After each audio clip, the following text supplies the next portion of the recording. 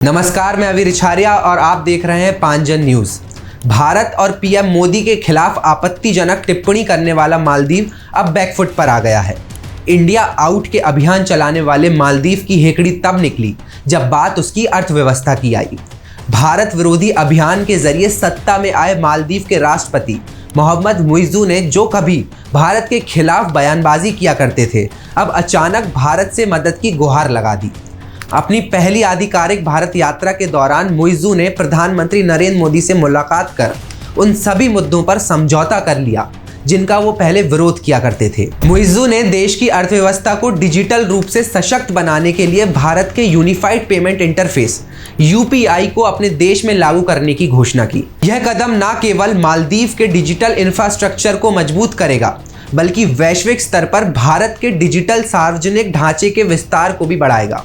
इस निर्णय के तहत मालदीव में बैंक, टेलीकॉम कंपनियां और फिनटेक संस्थानों में से एक को गठित किया जाएगा जो इस प्रणाली को सुचारू रूप से लागू करेगा।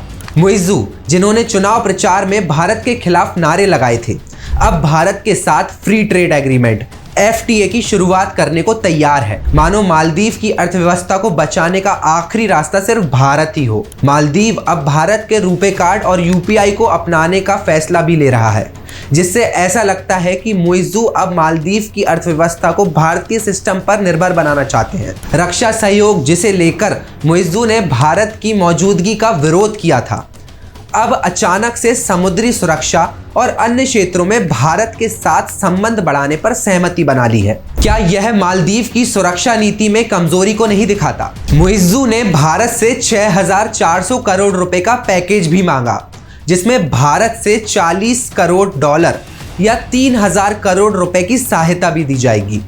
विदेशी मुद्रा संकट से जूझ रहे मालदीव के पास शायद इसके अलावा कोई विकल्प ही नहीं है। राष्ट्रपति मुइज़्ज़ू, जो भारत के खिलाफ राजनीतिक चालें चलकर सत्ता में आए, अब आर्थिक और राजनीतिक दबाव के चलते भारत के साथ संबंधों को सुधारने की कोशिश लगातार कर रहे हैं। और न्यूज़ अपडेट के लिए हमसे जुड़े रहिए।